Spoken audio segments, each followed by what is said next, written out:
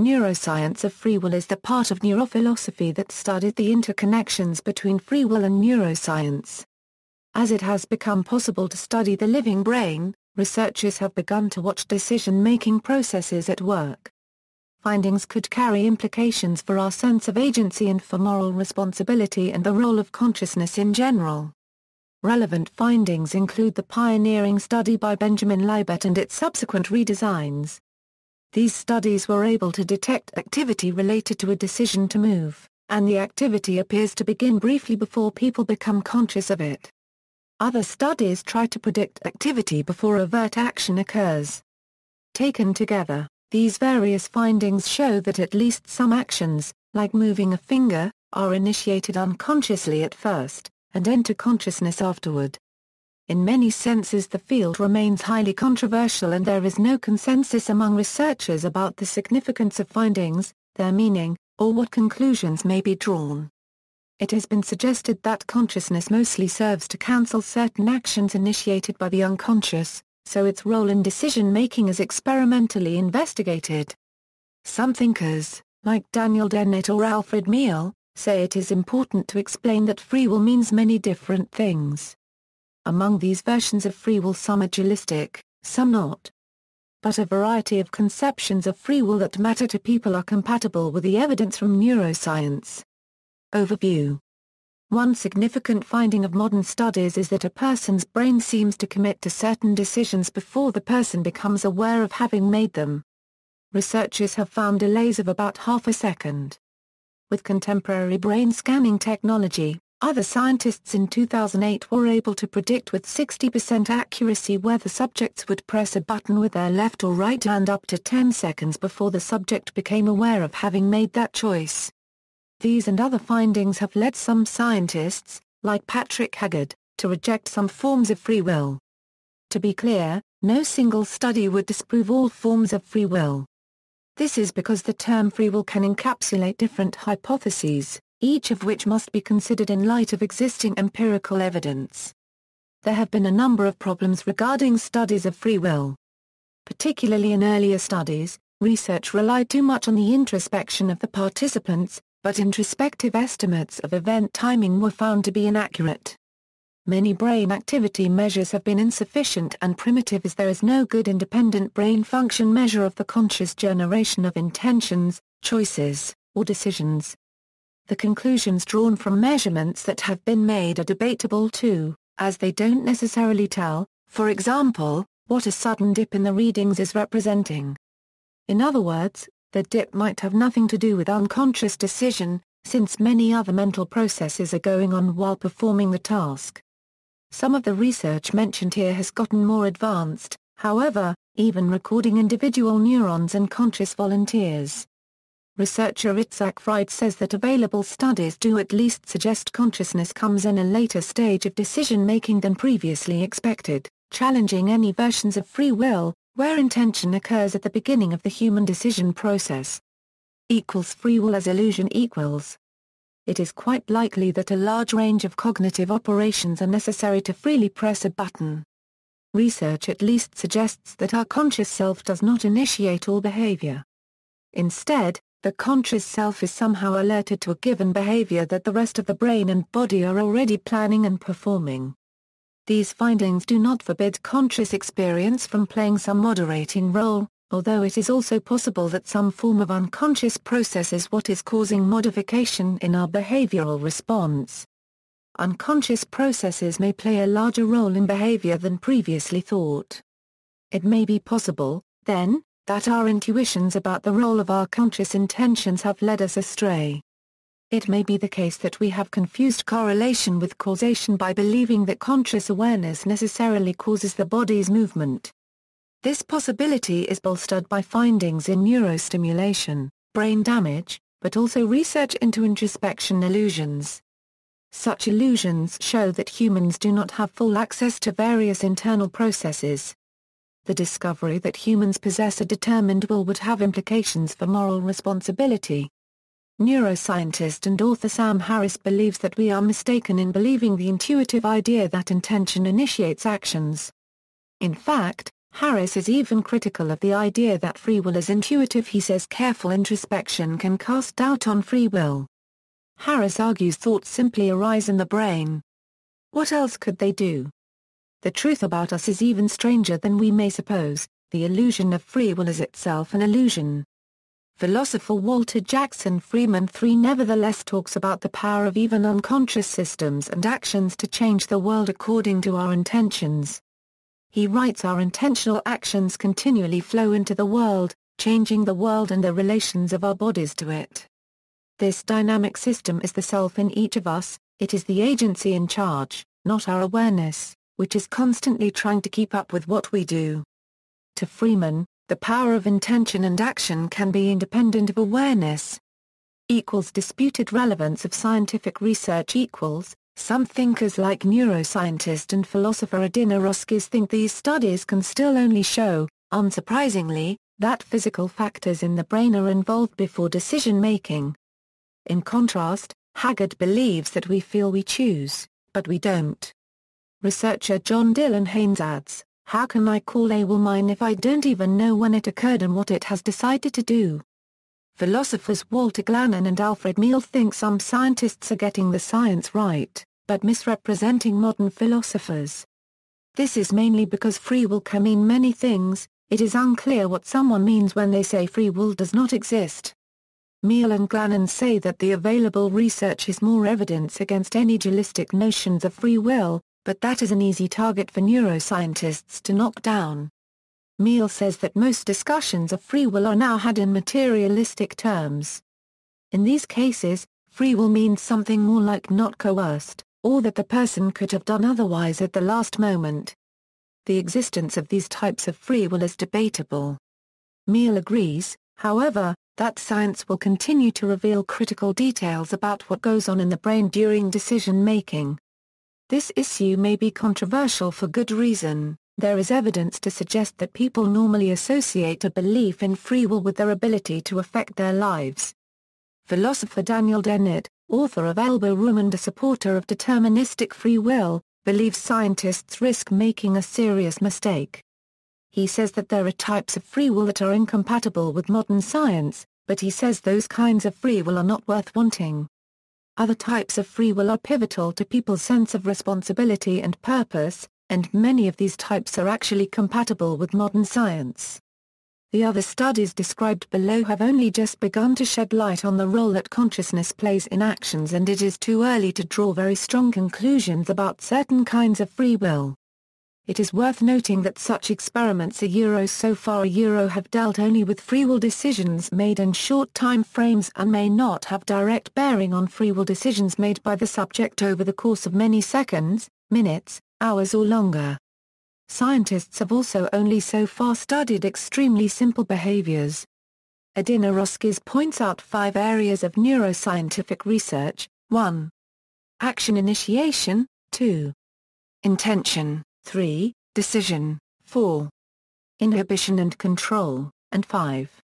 The phenomenology of agency, and for each of these areas Roskies concludes that the science may be developing our understanding of volition or will, but it yet offers nothing for developing the free part of the free will discussion. There is also the question of the influence of such interpretations in people's behavior. In 2008, psychologists Kathleen Vogt and Jonathan Schooler published a study on how people behave when they are prompted to think that determinism is true. They asked their subjects to read one of 2 passages, one suggesting that behavior boils down to environmental or genetic factors not under personal control. The other neutral about what influences behavior. The participants then did a few math problems on a computer. But just before the test started, they were informed that because of a glitch in the computer it occasionally displayed the answer by accident. If this happened, they were to click it away without looking. Those who had read the deterministic message were more likely to cheat on the test. Perhaps, denying free will simply provides the ultimate excuse to behave as one likes, Vogt and Schooler suggested. Notable experiments. The Libet experiment A pioneering experiment in this field was conducted by Benjamin Libet in the 1980s, in which he asked each subject to choose a random moment to flick their wrist while he measured the associated activity in their brain. Although it was well known that the readiness potential preceded the physical action, Libet asked how the readiness potential corresponded to the felt intention to move. To determine when the subjects felt the intention to move, he asked them to watch the second hand of a clock and report its position when they felt that they had felt the conscious will to move. Libet found that the unconscious brain activity leading up to the conscious decision by the subject to flick his wrist began approximately half a second before the subject consciously felt that he had decided to move. Libet's findings suggest that decisions made by a subject are first being made on a subconscious level and only afterward being translated into a conscious decision, and that the subject's belief that it occurred at the behest of his will was only due to his retrospective perspective on the event. The interpretation of these findings has been criticized by Daniel Dennett, who argues that people will have to shift their attention from their intention to the clock, and that this introduces temporal mismatches between the felt experience of will and the perceived position of the clock hand. Consistent with this argument, subsequent studies have shown that the exact numerical value varies depending on attention. Despite the differences in the exact numerical value, however, the main finding has held. Philosopher Alfred Meal criticizes this design for other reasons. Having attempted the experiment himself, Meal explains that the awareness of the intention to move is an ambiguous feeling at best. For this reason he remained skeptical of interpreting the subject's reported times for comparison with their readiness potential. Criticisms. In a variation of this task, Haggard and Amer asked subjects to decide not only when to move their hands, but also to decide which hand to move. In this case, the felt intention correlated much more closely with the lateralized readiness potential, an ERP component which measures the difference between left and right hemisphere brain activity. Haggard and Amer argued that the feeling of conscious will must therefore follow the decision of which hand to move, since the LRP reflects the decision to lift a particular hand. A more direct test of the relationship between the readiness potential and the awareness of the intention to move was conducted by Banks and Isham. In their study, participants performed a variant of the Libet's paradigm in which a delayed tone followed the button press. Subsequently, research participants reported the time of their intention to act. If W were time-locked to the readiness potential, W would remain uninfluenced by any post-action information. However, findings from this study show that W in fact shifts systematically with the time of the tone presentation, implicating that W is, at least in part, retrospectively reconstructed rather than predetermined by the readiness potential. A study conducted by Jeff Miller and Judy Trevina suggests that the readiness potential signal in Libet's experiments doesn't represent a decision to move, but that it's merely a sign that the brain is paying attention. In this experiment the classical Libet experiment was modified by playing an audio tone indicating to volunteers to decide whether to tap a key or not. The researchers found that there was the same RP signal in both cases, regardless of whether or not volunteers actually elected to tap, which suggests that the RP signal doesn't indicate that a decision has been made. In a second experiment, researchers asked volunteers to decide on the spot whether to use left hand or right to tap the key while monitoring their brain signals, and they found no correlation among the signals and the chosen hand. This criticism has itself been criticized by free will researcher Patrick Haggard, who mentions literature that distinguishes two different circuits in the brain that lead to action, a stimulus-response circuit and a voluntary circuit. According to Haggard, researchers applying external stimuli may not be testing the proposed voluntary circuit, nor Libet's hypothesis about internally triggered actions. Libet's interpretation of the ramping up of brain activity prior to the report of conscious will continues to draw heavy criticism. Studies have questioned participants' ability to report the timing of their will. Authors have found that pre-SMA activity is modulated by attention, and the prior activity reported could therefore have been product of paying attention to the movement. They also found that the perceived onset of intention depends on neural activity that takes place after the execution of action. Transcranial magnetic stimulation applied over the pre-SMA after a participant performed an action shifted the perceived onset of the motor intention backward in time, and the perceived time of action execution forward in time. Others have speculated that the preceding neural activity reported by Libet may be an artifact of averaging the time of will, wherein neural activity does not always precede reported will. In a similar replication they also reported no difference in electrophysiological signs before a decision not to move, and before a decision to move.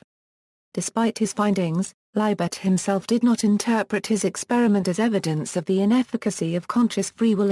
He points out that although the tendency to press a button may be building up for 500 milliseconds, the conscious will retains a right to veto any action at the last moment. According to this model, unconscious impulses to perform a volitional act are opening to suppression by the conscious efforts of the subject. A comparison is made with a golfer, who may swing a club several times before striking the ball. The action simply gets a rubber stamp of approval at the last millisecond. Max Velmans argues however that free will may turn out to need as much neural preparation as free will. Some studies have however replicated Libet's findings, whilst addressing some of the original criticisms. A recent study has found that individual neurons were found to fire 2 seconds before a reported will to act. Itzhak Fried replicated Libet's findings in 2011 at the scale of the single neuron. This was accomplished with the help of volunteer epilepsy patients, who needed electrodes implanted deep in their brain for evaluation and treatment anyway. Now able to monitor awake and moving patients, the researchers replicated the timing anomalies that were discovered by Libet and are discussed in the following study. Similarly to these tests, Chun Seong-soon, Anna Hangxia-hee, Stefan Baud and John Dylan Haynes have conducted a study in 2013 claiming to be able to predict the choice to sum or subtract before the subject reports it. William McClum pointed out the inconclusiveness of these tests due to design limitations and data interpretations and proposed less ambiguous experiments, while affirming a stand on the existence of free will. Like Roy F. Baumeister or Catholic neuroscientists such as Tadeusz Pakulczuk, Adrian G. Gutgisberg and Anna S. Motters have also challenged Itzhak Fried's findings. A study by Aaron Scherger and colleagues published in PNAS challenged assumptions about the causal nature of the readiness potential itself, casting doubt on conclusions drawn from studies such as Libet's and Fried's. See the Information Philosopher and New Scientist for commentary on this study. Unconscious actions equals timing intentions compared to actions, a study by Mijao Matsuhashi and Mark Hallett, published in 2008. Claims to have replicated Libet's findings without relying on subjective report or clock memorization on the part of participants. The authors believe that their method can identify the time at which a subject becomes aware of his own movement. Matsuhashi and Hallett argue that this time not only varies, but often occurs after early phases of movement genesis have already begun. They conclude that a person's awareness cannot be the cause of movement, and may instead only notice the movement. The experiment equals. Matsuhashi and Hallett's study can be summarized thus. The researchers hypothesized that, if our conscious intentions are what causes movement genesis, then naturally, our conscious intentions should always occur before any movement has begun. Otherwise, if we ever become aware of a movement only after it has already been started, our awareness could not have been the cause of that particular movement. Simply put, conscious intention must precede action if it is its cause. To test this hypothesis, Matsuhashi and Hallett had volunteers perform brisk finger movements at random intervals, while not counting or planning when to make such movements, but rather immediately making a movement as soon as they thought about it. An externally controlled stop signal sound was played at pseudo-random intervals, and the volunteers had to cancel their intent to move if they heard a signal while being aware of their own immediate intention to move. Whenever there was an action, the authors documented any tones that occurred before that action. The graph of tones before actions therefore only shows tones before the subject is even aware of his movement genesis, and after it is too late to veto the action. This second set of graph tones is of little importance here. In this work, movement genesis is defined as the brain process of making movement, of which physiological observations have been made indicating that it may occur before conscious awareness of intent to move. By looking to see when tones started preventing actions, the researchers supposedly know the length of time that exists between when a subject holds a conscious intention to move and performs the action of movement. This moment of awareness is dubbed T. It can be found by looking at the border between tones and no tones. This enables the researchers to estimate the timing of the conscious intention to move without relying on the subject's knowledge or demanding them to focus on a clock. The last step of the experiment is to compare time T for each subject with their event-related potential measures, which reveal when their finger movement genesis first begins. The researchers found that the time of the conscious intention to move T normally occurred too late to be the cause of movement genesis. See the example of a subject's graph below on the right.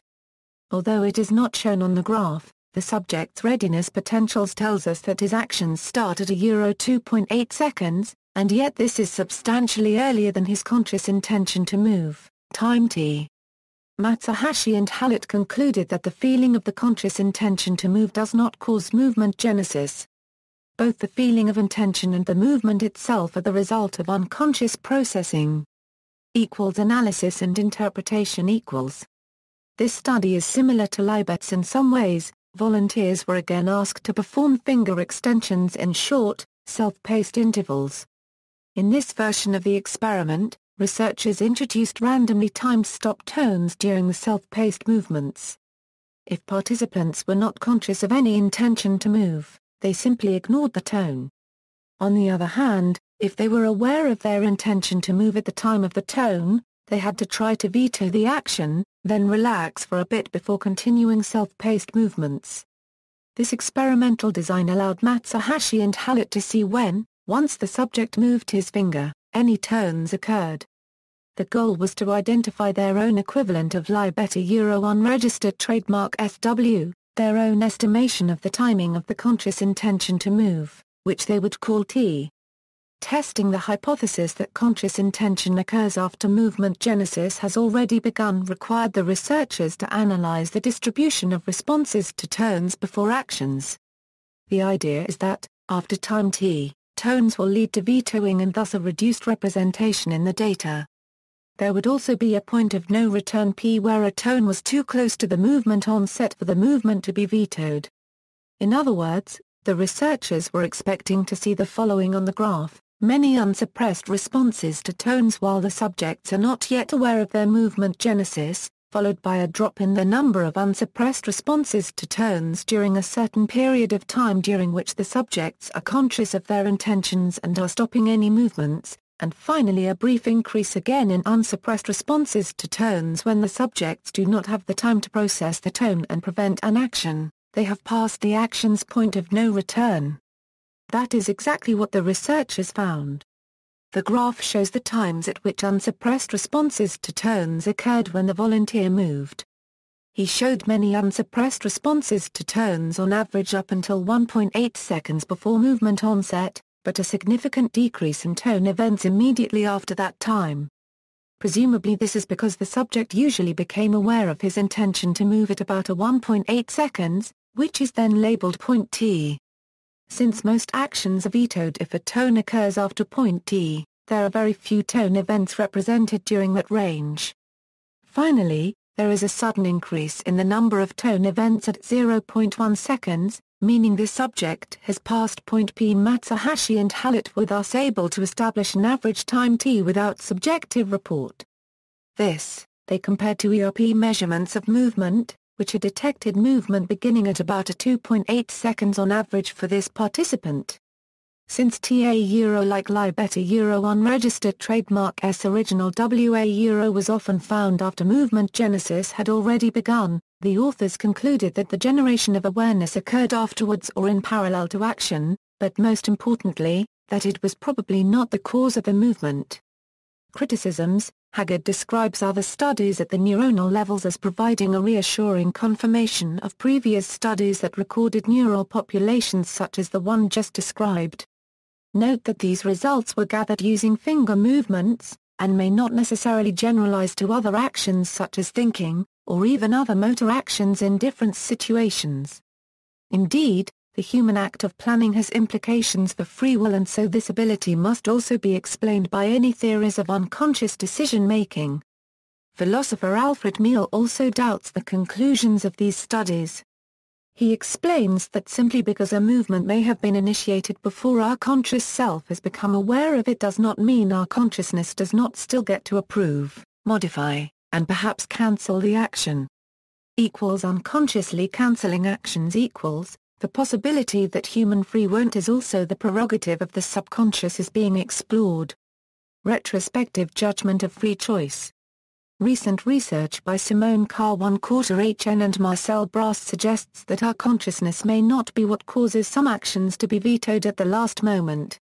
First of all, their experiment relies on the simple idea that we ought to know when we consciously cancel an action.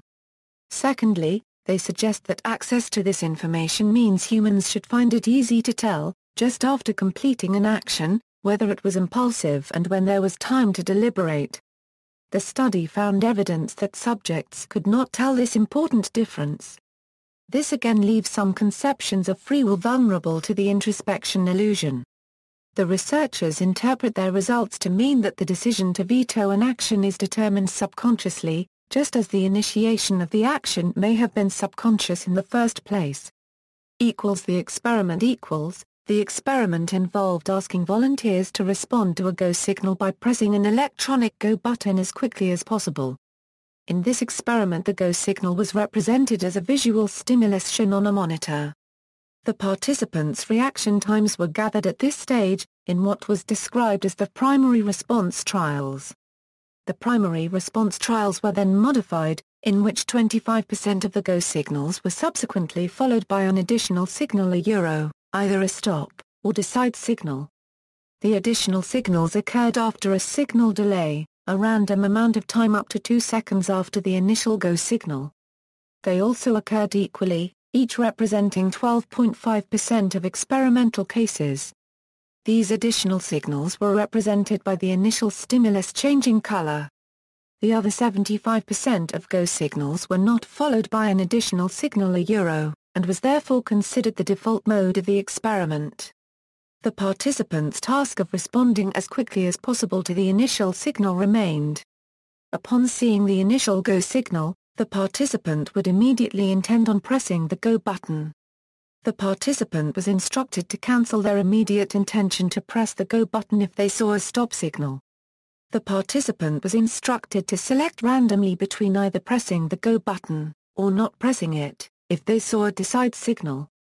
Those trials in which the decide signal was shown after the initial go signal, for example, required that the participants prevent themselves from acting impulsively on the initial go signal and then decide what to do. Due to the varying delays, this was sometimes impossible. Those trials in which the subject reacted to the go signal impulsively without seeing a subsequent signal show a quick RT of about 600 milliseconds. Those trials in which the decide signal was shown too late, and the participant had already enacted their impulse to press the go button, also show a quick RT of about 600 milliseconds. Those trials in which a stop signal was shown and the participant successfully responded to it, do not show a response time. Those trials in which a decide signal was shown, and the participant decided not to press the go button, also do not show a response time. Those trials in which a decide signal was shown, and the participant had not already enacted their impulse to press the go button, but had had the opportunity to decide what to do, show a comparatively slow RT, in this case closer to 1400 milliseconds. The participant was asked at the end of those decide trials in which they had actually pressed the go button whether they had acted impulsively, or had acted based upon a conscious decision made after seeing the decide signal. Based upon the response time data, however, it appears there was discrepancy between when the user thought they had had the opportunity to decide, in this case deciding to press the go button, and when they thought they had acted impulsively, where the decide signal came too late to be obeyed. The rationale Kuhn and Brast wanted to test participant self-knowledge. The first step was that after every decide trial, participants were next asked whether they had actually had time to decide. Specifically, the volunteers were asked to label each decide trial as either fail to decide or successful decide. See the diagram on the right for this decide trial split, fail to decide and successful decide. The next split in this diagram will be explained at the end of this experiment. Note also that the researchers sorted the participants' unregistered trademark successful decide trials into decide go and decide no-go, but were not concerned with the no-go trials since they did not yield any RT data. Note that successful stop trials did not yield RT data either. Kuhn and Brass now knew what to expect: primary response trials, any failed stop trials, and the fail to decide trials were all instances where the participant obviously acted impulsively. They would show the same quick RT. In contrast, the successful decide trials should show a slower RT. Presumably, if deciding whether to veto is a conscious process, volunteers should have no trouble distinguishing impulsivity from instances of true deliberate continuation of a movement. Again, this is important since decide trials require the participants rely on self-knowledge. Note that stop trials cannot test self-knowledge because if the subject does act, it is obvious to them that they reacted impulsively. Results and implications equals. Unsurprisingly, the recorded RTs for the primary response trials, failed stop trials, and failed to decide trials all showed similar RTs. 600 milliseconds seems to indicate an impulsive action made without time to truly deliberate. What the two researchers found next was not as easy to explain. While some successful decide trials did show the telltale slow RT of deliberation, participants had also labeled many impulsive actions as successful decide. This result is startling because participants should have had no trouble identifying which actions were the results of a conscious "I will not veto," and which actions were undeliberated, impulsive reactions to the initial go signal. As the authors explain, in decide trials the participants, it seems, were not able to reliably identify whether they had really had time to decide at least, not based on internal signals. The authors explain that this result is difficult to reconcile with the idea of a conscious veto, but simple to understand if the veto is considered an unconscious process. Thus it seems that the intention to move might not only arise from the subconscious, but it may only be inhibited if the subconscious says so. This conclusion could suggest that the phenomenon of consciousness is more of narration than direct arbitration. Criticisms After the above experiments, the authors concluded that subjects sometimes could not distinguish between producing an action without stopping and stopping an action before voluntarily resuming, or in other words, they could not distinguish between actions that are immediate and impulsive as opposed to delayed by deliberation. To be clear, one assumption of the authors is that all the early actions are unconscious, and all the later actions are conscious. These conclusions and assumptions have yet to be debated within the scientific literature or even replicated. The results of the trial in which the so-called successful decide data was observed may have possible implications for our understanding of the role of consciousness as the modulator of a given action or response, and these possible implications cannot merely be omitted or ignored without valid reasons, especially when the authors of the experiment suggest that the late decide trials were actually deliberated. It is worth noting that Libet consistently referred to a veto of an action that was initiated endogenously. That is, a veto that occurs in the absence of external cues, instead relying on only internal cues. This veto may be a different type of veto than the one explored by Carr 1/4 and Brass using their decide signal. Daniel Dennett also argues that no clear conclusion about volition can be derived from Benjamin Libet's experiments supposedly demonstrating the non-existence of conscious volition. According to Dennett, ambiguities in the timings of the different events involved. Libet tells when the readiness potential occurs objectively, using electrodes, but relies on the subject reporting the position of the hand of a clock to determine when the conscious decision was made. As Dennett points out, this is only a report of where it seems to the subject that various things come together, not of the objective time at which they actually occur. Suppose Libet knows that your readiness potential peaked at milliseconds 6810 of the experimental trial, and the clock dot was straight down at milliseconds 7005. How many milliseconds should he have to add to this number to get the time you were conscious of it? The light gets from your clock face to your eyeball almost instantaneously, but the path of the signals from retina through lateral geniculate nucleus to striate cortex takes 5 to 10 milliseconds, a paltry fraction of the 300 milliseconds offset, but how much longer does it take them to get to you? The visual signals have to be processed before they arrive at wherever they need to arrive for you to make a conscious decision of simultaneity. Libet's method presupposes, in short, that we can locate the intersection of two trajectories, the rising to consciousness of signals representing the decision to flick, the rising to consciousness of signals representing successive clock face orientations. So that these events occur side by side as it were in place where their simultaneity can be noted. Neuronal prediction of free will despite criticisms, experimenters are still trying to gather data that may support the case that conscious will can be predicted from brain activity. fMRI machine learning of brain activity has been used to predict the user choice of a button up to 7 seconds before their reported will of having done so. Brain regions successfully trained for prediction included the frontal polycortex and precuneus posterior cingulate cortex. In order to ensure report timing of conscious will to act, they showed the participant a series of frames with single letters, and upon pressing the chosen button they were required to indicate which letter they had seen at the moment of decision. This study reported a statistically significant 60% accuracy rate, which may be limited by experimental setup, machine learning data limitations and instrument precision. Another version of the fMRI multivariate pattern analysis experiment was conducted using an abstract decision problem, in an attempt to rule out the possibility of the prediction capabilities being product of capturing a built-up motor urge. Each frame contained a central letter like before, but also a central number, and a surrounding 4 possible answers numbers. The participant first chose in their mind whether they wished to perform an addition or difference operation. The participant then performed the mathematical operation based on the central numbers shown in the next 2 frames. In the following frame the participant then chose the answer number corresponding to the result of the operation. They were further presented with a frame which allowed them to indicate the central letter appearing on the screen at the time of their original decision. This version of the experiment discovered a brain prediction capacity of up to 5 seconds before the conscious will to act. Multivariate pattern analysis using EEG has suggested that an evidence-based perceptual decision model may be applicable to free will decisions.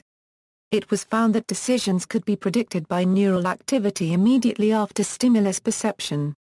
Furthermore, when the participant was unable to determine the nature of the stimulus, the recent decision history predicted the neural activity. The starting point of evidence accumulation was in effect shifted towards a previous choice. Another study has found that subliminally priming a participant for a particular decision outcome could be used to influence free decision outcomes. Likewise, it has been found that decision history alone can be used to predict future decisions. The prediction capacities of the Sunayal experiment were successfully replicated using a linear SVM model based on participant decision history alone. Despite this, a recent study has sought to confirm the applicability of a perceptual decision model to free will decisions. When shown a masked and therefore invisible stimulus, participants were asked to either guess between a category or make a free decision for a particular category. Multivariate pattern analysis using fMRI could be trained on free decision data to successfully predict guess decisions, and trained on guess data in order to predict free decisions. Contemporary voluntary decision prediction tasks have been criticized based on the possibility the neuronal signatures for pre-conscious decisions could actually correspond to lower conscious processing rather than unconscious processing. People may be aware of their decisions before making their report yet need to wait several seconds to be certain. Such a model does not however explain what is left unconscious if everything can be conscious at some level. Yet limitations remain in free will prediction research to date. In particular, the prediction of considered judgments from brain activity involving thought processes beginning minutes rather than seconds before a conscious will to act, including the rejection of a conflicting desire. Such are generally seen to be the product of sequences of evidence accumulating judgments. Other related phenomena retrospective construction. It has been suggested that sense authorship is an illusion. Unconscious causes of thought and action might facilitate thought and action, while the agent experiences the thoughts and actions as being dependent on conscious will. We may over-assign agency because of the evolutionary advantage that once came with always suspecting there might be an agent doing something. The idea behind retrospective construction is that, while part of the "yes, I did it" feeling of agency seems to occur during action, there also seems to be processing performed after the fact, after the action is performed, to establish the full feeling of agency.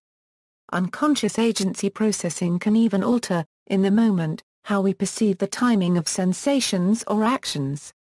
Carr 1/4 and Brass apply retrospective construction to explain the two peaks in successful decide RTs. They suggest that the late decide trials were actually deliberated, but that the impulsive early decide trials that should have been labeled fail to decide were mistaken during unconscious agency processing. They say that people persist in believing that they have access to their own cognitive processes, when in fact we do a great deal of automatic unconscious processing before conscious perception occurs. It should be noted that criticism to Wenner's claims regarding the significance of introspection illusion for the notion of free will has been published. Manipulating choice equals. Some research suggests that TMS can be used to manipulate the perception of authorship of a specific choice. Experiments showed that neurostimulation could affect which hands people move, even though the experience of free will was intact. An early TMS study revealed that activation of one side of the neocortex could be used to bias the selection of one's opposite side hand in a forced choice decision task. Ammon and Gandevia found that it was possible to influence which hand people move by stimulating frontal regions that are involved in movement planning using transcranial magnetic stimulation in the left or right hemisphere of the brain. Right-handed people would normally choose to move their right hand 60% of the time, but when the right hemisphere was stimulated they would instead choose their left hand 80% of the time. Despite the external influence on their decision-making, the subjects continued to report that they believed their choice of hand had been made freely. In a follow-up experiment, Alvaro Pascual-Leone and colleagues found similar results, but also noted that the transcranial magnetic stimulation must occur within 200 milliseconds, consistent with the time course derived from the Libet experiments. However, further attempts to replicate such results have failed, and later Jeffrey Gray states in his book Consciousness, Creeping Up on the Hard Problem, that tests looking for the influence of electromagnetic fields on brain function have been universally negative in their result. Manipulating the perceived intention to move equals, various studies indicate that the perceived intention to move can be manipulated. Studies have focused on the pre-supplementary motor area of the brain, in which readiness potential indicating the beginning of a movement genesis has been recorded by EEG. In one study, directly stimulating the pre-SMA caused volunteers to report a feeling of intention, and sufficient stimulation of that same area caused physical movement. In a similar study, it was found that people with no visual awareness of their body can have their limbs be made to move without having any awareness of this movement, by stimulating premotor brain regions.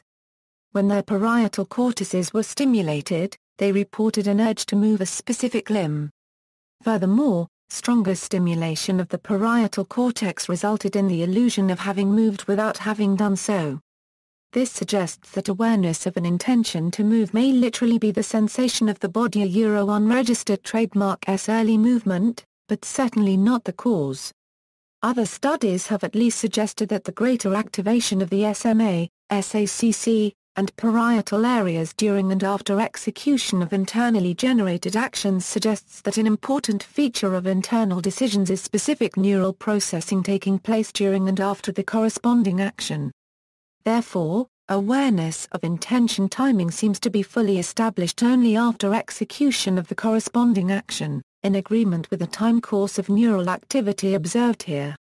Another experiment involved an electronic Ouija board where the device's movements were manipulated by the experimenter, while the participant was led to believe they were entirely self-conducted.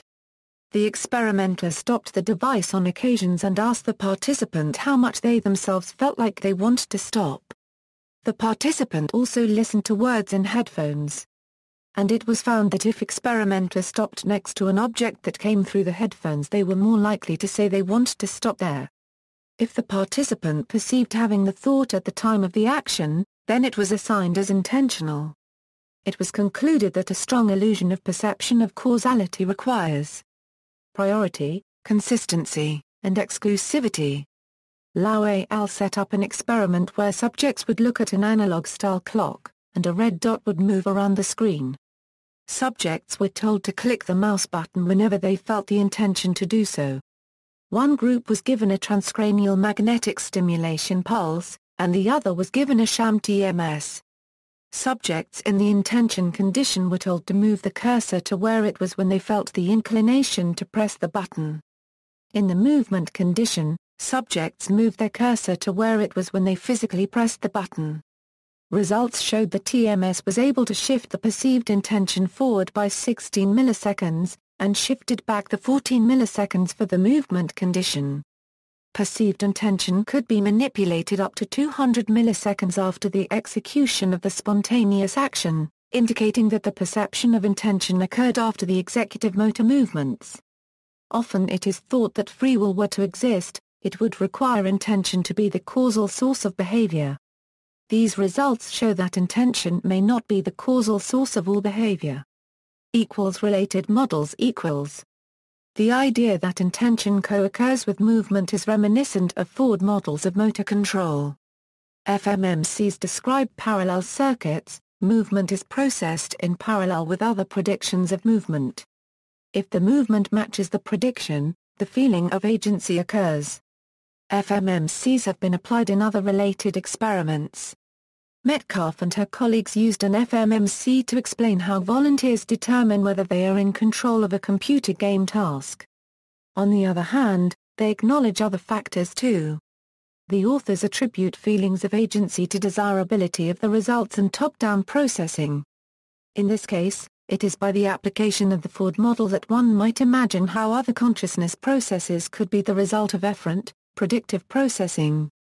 If the conscious self is the efferent copy of actions and vetoes being performed, then the consciousness is a sort of narrator of what is already occurring in the body, and an incomplete narrator at that.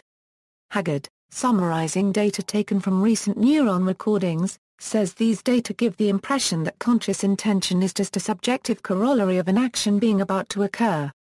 Parallel processing helps explain how we might experience a sort of contra-causal free will even if it were determined. How the brain constructs consciousness is still a mystery, and cracking it open would have a significant bearing on the question of free will. Numerous different models have been proposed, for example, the multiple drafts model, which argues that there is no central Cartesian theater where conscious experience would be represented, but rather that consciousness is located all across the brain. This model would explain the delay between the decision and conscious realization, as experiencing everything as a continuous film strip comes behind the actual conscious decision. In contrast, there exist models of Cartesian materialism that have gained recognition by neuroscience, implying that there might be special brain areas that store the contents of consciousness. This does not, however, rule out the possibility of a conscious will. Other models such as epiphenomenalism argue that conscious will is an illusion, and that consciousness is a byproduct of physical states of the world. Work in this sector is still highly speculative, and researchers favor no single model of consciousness. Although humans clearly make choices, the role of consciousness may need reconceptualization. Only one thing is certain: the correlation of a conscious intention to move with a subsequent action does not guarantee causation. Recent studies cast doubt on such a causal relation, and so more empirical data is required. Related brain disorders. Various brain disorders implicate the role of unconscious brain processes in decision-making tasks.